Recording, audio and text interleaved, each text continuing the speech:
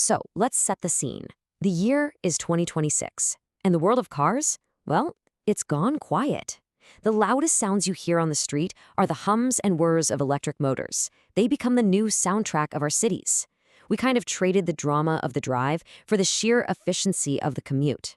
And today, we're going to dive into the story of the very last roar against that silence.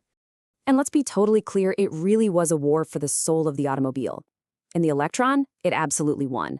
We gave up those incredible engine notes for, artificial pedestrian warning sounds. We swapped out beautiful physical gauges for these massive pillar-to-pillar screens. We kind of stopped driving our cars and started occupying them instead. But, just when you think that silence is permanent, you hear it. It's a sound from another time. A violent, layered, almost metallic bark that just shatters the sterile quiet. It's the sound of a machine built not for connectivity, but for feeling. The sound of a machine that represents one last stand. And this is that machine, the 2026 Aston Martin Valour Volante. It's a V12 manual transmission convertible that stands as this glorious, beautiful act of rebellion. And it's the star of our explainer today. So first things first, let's just talk about its shape.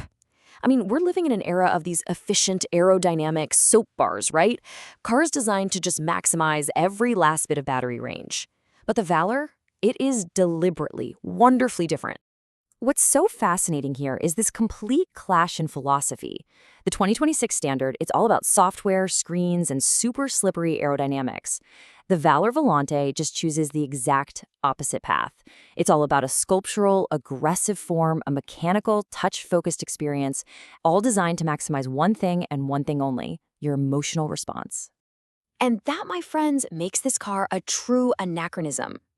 By definition, it just doesn't belong in 2026. You could call it a dinosaur, sure, but it's a dinosaur that showed up to the meteor party wearing a perfectly tailored tuxedo.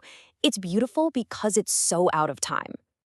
And here's the crucial point. A modern electric SUV might get a software update next week that completely bricks its infotainment system. But this physical shape, it's designed for permanence. It's going to look just as stunning 50 years from now. It's not some disposable appliance. It's a piece of rolling sculpture. Now, let's move inside, because this is where the philosophy gets really personal. This interior is basically a declaration of war on the giant screen. It's an anti-screen manifesto written in leather, aluminum, and gorgeous open-pore wood. And this illustrates the difference perfectly.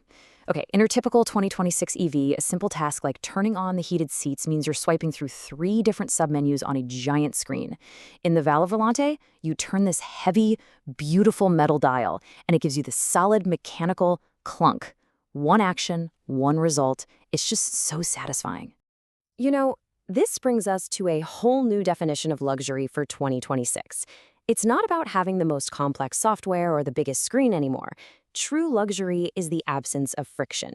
It's about interacting with things that feel expensive and deliberate to make, not just expensive to code. And the centerpiece, the absolute heart of this whole philosophy, is this right here, a 6-speed manual gearbox with an exposed linkage. In a world of self-driving cars, this isn't an inefficiency. Oh no, it's an intentional act of defiance. It demands your full attention. It forces you to be present.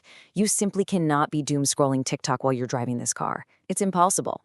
Which, of course, brings us to the price. $500,000. But you have to understand, you're not paying for transportation. You can get that for way, way less.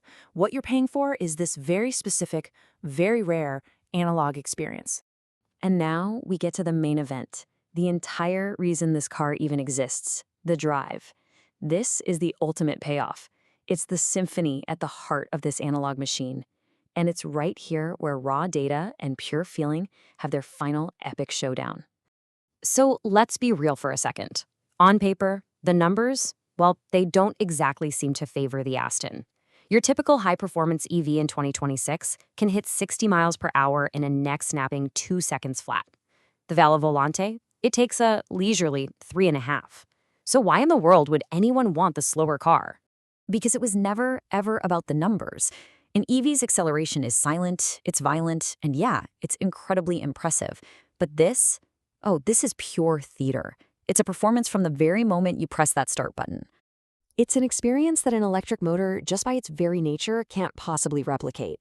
It's the subtle vibration you feel right through the chassis, the warmth coming up from the transmission tunnel, that mechanical whine of the gearbox, and, above everything else, that incredible, soul-stirring howl of 12 cylinders at full chat. And ironically, its biggest flaws are actually its greatest strengths. This car is heavy. The steering requires real effort.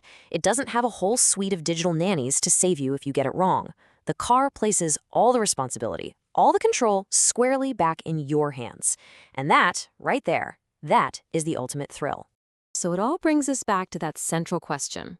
In 2026, in a world that has logically and correctly moved on to cleaner, smarter, and faster electric cars, why on earth would you build a beautiful, inefficient dinosaur like this? Well, the answer is actually pretty simple. While EVs are the logical choice, logic has always been just terrible at creating romance. This car wasn't built to solve a problem. It wasn't built to satisfy an algorithm. It was built to stir your soul. And that's what you really have to get. If you have the means to get one of these, you're not just buying a car. No, you are buying a front-row ticket to the final performance of the greatest show in automotive history, the era of the internal combustion engine.